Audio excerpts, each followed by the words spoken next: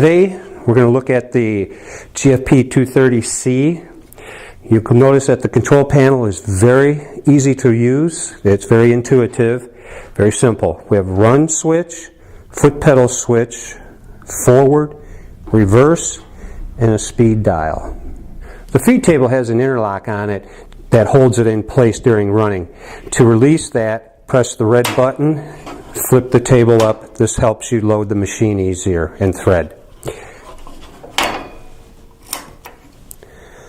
Here we have the bottom supply shaft, and you can put mount adhesive on here, craft paper, or adhesive back vinyl. You'll notice that it has two adjustable core adapters on the shaft itself with brake pads. So what you'll do is you'll put your film on and line it up centered to your machine, tighten down the bolts on both sides, and then you can start running it through and make your brake adjustments as you're running. Also on the feed table we have a safety feature with this hold down bar that will allow you to run 3/16 of an inch boards through here without actually getting close to the rollers.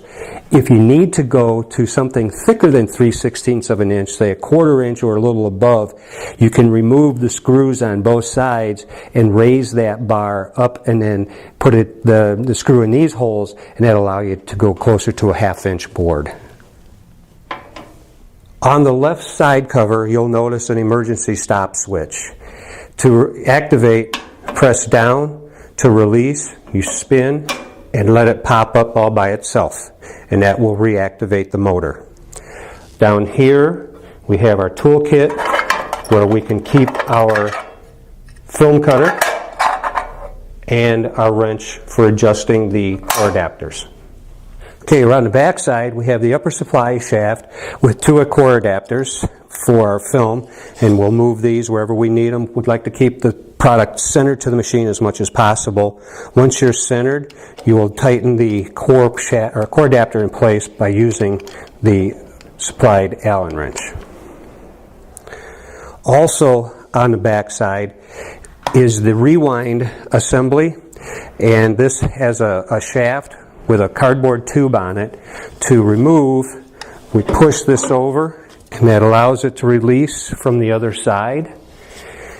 And you'll notice that there's a core clip in the center of this. That's what bites into the inside of that cardboard tube and prevents it from spinning on the shaft.